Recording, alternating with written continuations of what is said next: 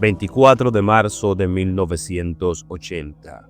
Una pequeña capilla de un hospital en El Salvador.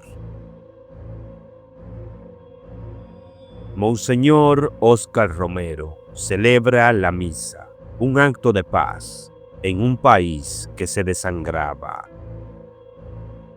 Pero en la historia de la Guerra Fría, la paz era el enemigo.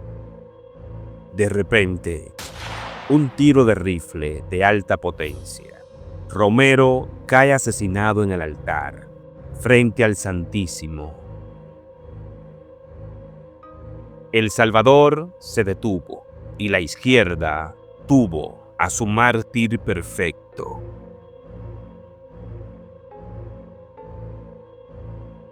La versión que todos conocen. Un escuadrón de la muerte de la extrema derecha militar lo asesinó por su defensa de los pobres. Pero esa es solo la mitad de la historia. ¿Quién fue el más beneficiado de esa bala? El asesinato de Romero no detuvo la guerra civil, al contrario, la disparó. Su muerte fue la bandera perfecta que la guerrilla comunista necesitaba para legitimar su lucha armada. En este documental vamos a honrar la memoria de Monseñor Romero, no como un héroe de la izquierda, sino como un hombre atrapado entre dos totalitarismos. Seguiremos su vida, su conversión y luego confrontaremos la pregunta incómoda.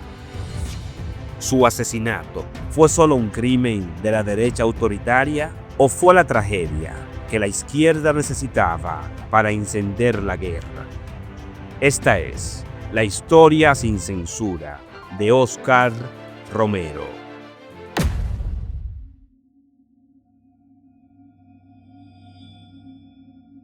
Para entender a Romero, debemos entender El Salvador en los años 70.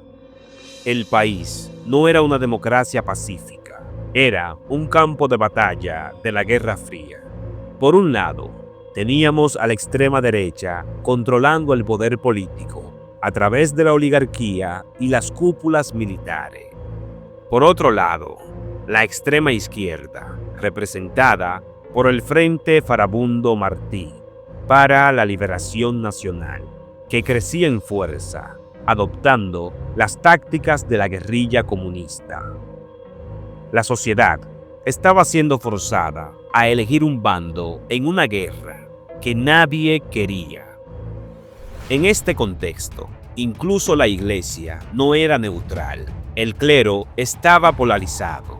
Había sacerdotes alineados con la teología de la liberación, que promovía la lucha de clases y la revolución, algo totalmente ajeno a la doctrina católica.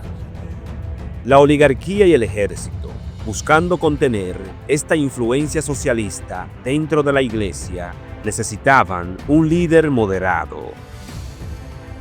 Cuando el Vaticano nombró a Óscar Romero como arzobispo de San Salvador en 1977, el establishment respiró aliviado. Romero no era conocido por sus discursos políticos, era visto como un sacerdote tradicional, piadoso y conservador, un hombre que no causaría problemas al gobierno. Su nombramiento era visto como una victoria de la moderación frente a la radicalización, pero lo que todos ignoraron fue que más allá de la ideología, Romero tenía una brújula moral inquebrantable. El giro en la vida de Monseñor Romero no fue ideológico, fue personal y moral. Solo 3 semanas después de su nombramiento, su amigo, el sacerdote jesuita Rutilio Grande, fue emboscado y asesinado por fuerzas paramilitares por su trabajo con campesinos. Este asesinato fue el despertar de Romero. Se dio cuenta de que la indiferencia ante la violencia y la injusticia era una forma de complicidad. A partir de ese momento, Romero se comprometió a ser la voz de los sin voz. no por una agenda política, sino por un imperativo cristiano de defender al débil. A diferencia de los sacerdotes de la teología de la liberación, Romero nunca abrazó la lucha de clase, ni justificó la violencia guerrillera. Su postura era de justicia social dentro del marco de la ley y la moral cristiana. Pero un punto clave para entender su defensa es el derecho a la propiedad. Romero defendía el derecho del campesino a tener tierra y la dignidad del obrero a un salario justo, pero jamás defendió la confiscación o la expropiación violenta, manteniendo una postura fiel a la doctrina social de la Iglesia, que valora tanto la justicia como el derecho a la propiedad. Al no abrazar la causa de la guerrilla, Romero se convirtió en un estorbo para la extrema izquierda, que lo veía como un moderado que no radicalizaba a las masas. Pero, al denunciar los crímenes de los escuadrones de la muerte y la corrupción militar, se convirtió en el blanco principal de la extrema derecha autoritaria y la oligarquía. Se había convertido en un hombre solo, perseguido por dos bandos que buscaban la destrucción total de El Salvador. La voz de Romero se canalizaba a través de sus homilías dominicales. Estos sermones, transmitidos por la radio, se habían convertido en el único informativo sin censura para el pueblo. Él no solo predicaba, denunciaba con nombre y apellido los secuestros, las torturas y los asesinatos cometidos por los militares y los escuadrones de la muerte. Romero, al revelar la verdad que los medios silenciaban, expuso la cobardía del autoritarismo que solo prospera en la oscuridad. Sus palabras eran luz, y la luz se volvió intolerable para el poder. El clímax moral llegó el domingo 23 de marzo de 1980. En un sermón que resonó en toda América Latina, Romero lanzó su llamado más peligroso. En nombre de Dios, pues, y en nombre de este sufrido pueblo, cuyos lamentos suben hasta el cielo cada día más tumultuosos, les suplico, les ruego, les ordeno, en nombre de Dios, cese la represión. Al ordenar la desobediencia a una orden inmoral, Romero estaba confrontando la médula del poder militar. Esta era la línea roja, un líder religioso diciendo a las tropas que desobedecieran al Estado.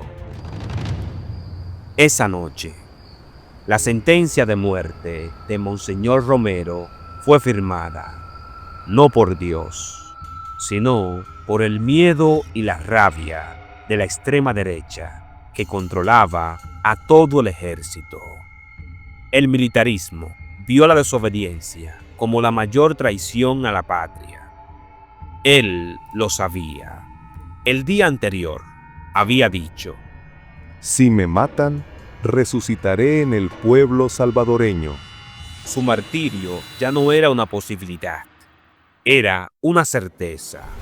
Y la guerrilla comunista, que había sido confrontada por Romero con la misma dureza, se frotaba las manos, sabiendo que la sangre de un mártir encendería la guerra.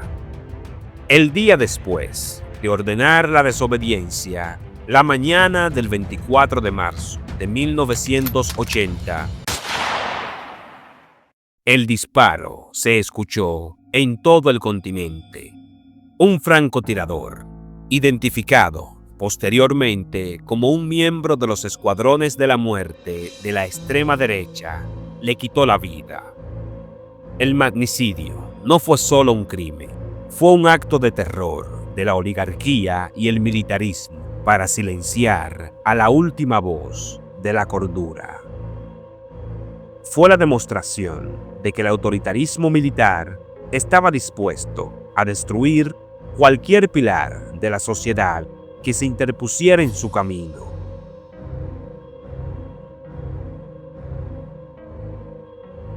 La respuesta de la guerrilla no se hizo esperar.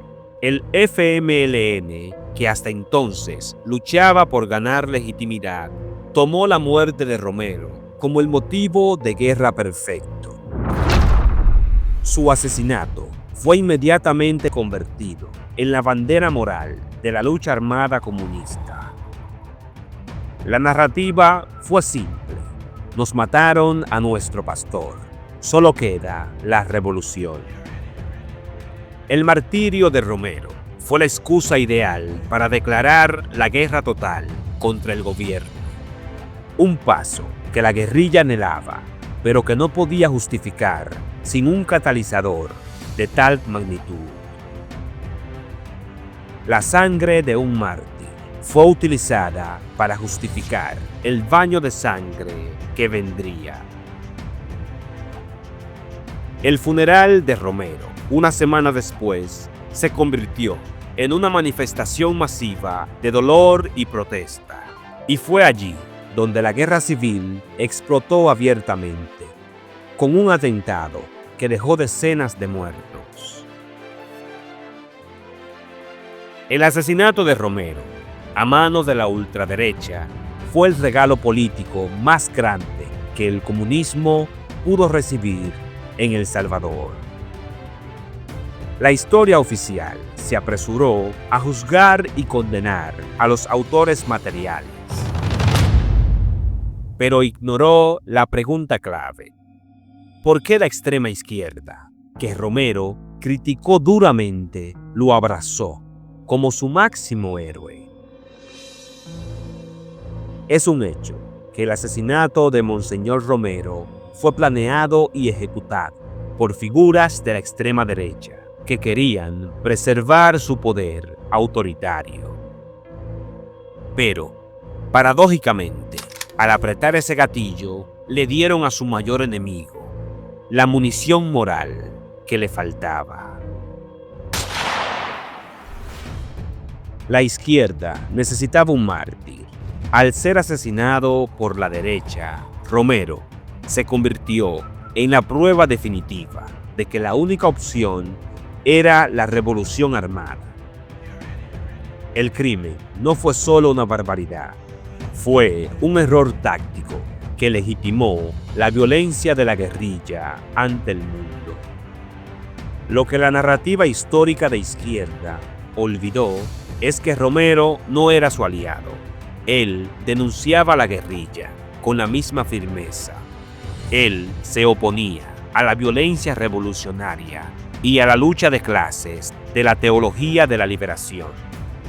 Tras su muerte, la izquierda borró selectivamente todas sus críticas al comunismo, quedándose solo con sus denuncias a la oligarquía.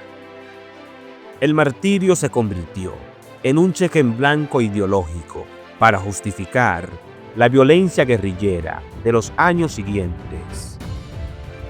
El silencio sobre las críticas de Romero a la izquierda no es un accidente, es la prueba de cómo el progresismo y el socialismo siempre han utilizado el sufrimiento ajeno para su beneficio político. No pudieron convertirlo en comunista cuando estaba con vida, pero lo convirtieron en un símbolo revolucionario después de su muerte. Esta es la gran lección. El autoritarismo de derecha quita la vida, pero el socialismo usa la muerte para alcanzar el poder. El legado de Romero hoy en día no está extenso de manipulación. El progresismo y la izquierda lo han secuestrado, presentándolo como un precursor de la teología de la liberación y un aliado de la lucha armada, algo que él nunca fue. La lección actual es esta: la izquierda no tolera la moderación ni la crítica. Cuando una figura es asesinada por el autoritarismo, El progresismo la toma, elimina su mensaje de paz y la convierte en una bandera de confrontación y de lucha de clases.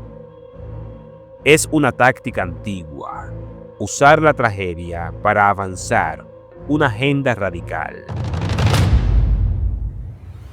El martirio de Monseñor Romero fue un acto de crueldad de la derecha autoritaria, pero su muerte se convirtió en el arma más potente de la izquierda radical para iniciar una guerra.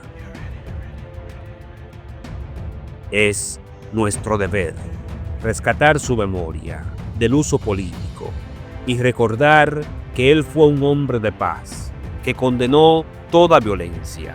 Su legado es la prueba de que el extremismo de cualquier color solo trae destrucción. Si crees que es crucial confrontar la manipulación histórica y defender la verdad por encima del dogma, suscríbete a Así fue la historia. Coméntanos qué otra figura histórica han sido secuestrada por la propaganda ideológica. Y por favor, comparte este video para que la historia sin censura llegue a más personas. La verdad es el primer paso hacia la libertad.